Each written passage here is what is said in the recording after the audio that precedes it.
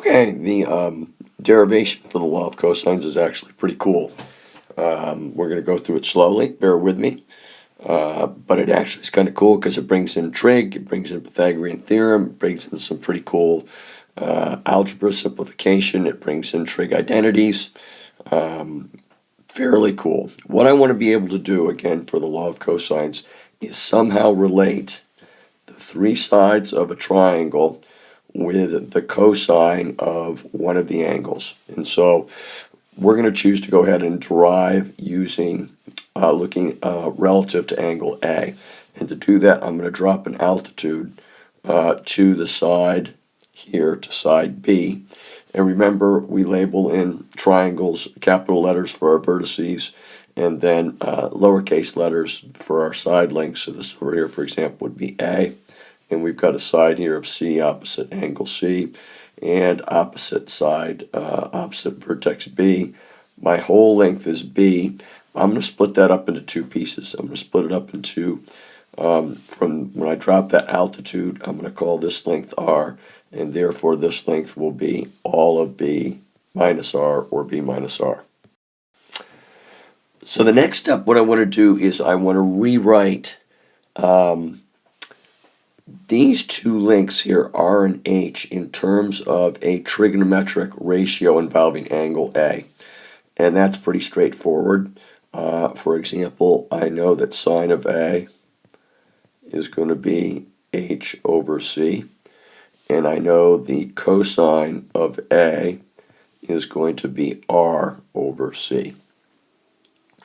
And I further know, again, if I call this point here D, I know that the length CD, as we said before, is going to be B minus R. And that's pretty much the big setup. That's what we need to do because now all we're going to do is look at a Pythagorean theorem here for triangle BDC. So Pythagorean theorem for triangle BDC. And what do we get? Well, we're going to have an H squared plus a B minus R squared equals A squared. And now what we're going to want to do is look at replacing that H with something to do with a side and angle, sine of A and side C. And we're going to want to look at just expanding from there and seeing what happens.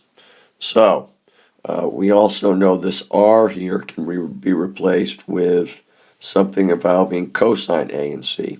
So we're going to go ahead then and rewrite this expression, bringing in our trig values here, expand and simplify.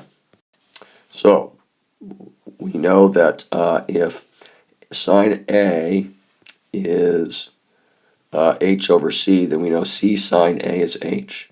So rewriting my Pythagorean theorem here, C sine of A squared plus, now R, what's R equal to? R is going to be C cosine A from up here. So I'm going to rewrite this as B minus C cosine of A, quantity squared, equals A squared. And now we're just going to expand and simplify. And you might say, well, hey, the law of cosines, we've looked at it, and it didn't have any sine stuff in it. No, it didn't, but take a look at about a C squared sine squared A and a C squared cosine squared A, and think about a trig identity, sine squared plus cosine squared equals 1. So watch this. This is pretty cool. C squared sine squared A plus, I need to be able to expand binomial expansion here, plus B squared minus 2BC cosine of A plus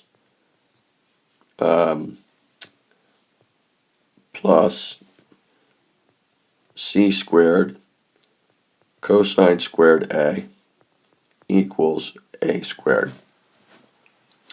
And now go ahead and look at these two expressions. If I combine c squared sine squared a and c squared cosine squared a and factor out a c squared, which we will do as follows: c squared sine squared a plus cosine squared a. Leave the rest of the stuff alone. Plus b squared minus 2bc cosine a equals a squared.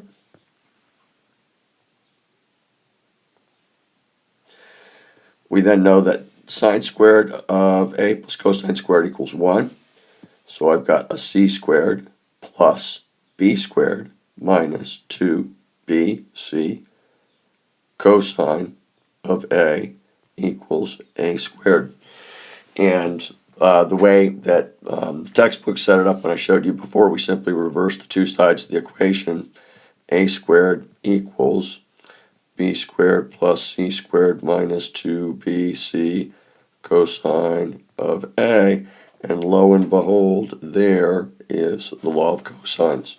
Going back up on your original equation up here, again, one side squared equals the sum of the other two sides, the sum of the squares of the other two sides, minus the product of 2 times the product of those two sides times the cosine of the included angle.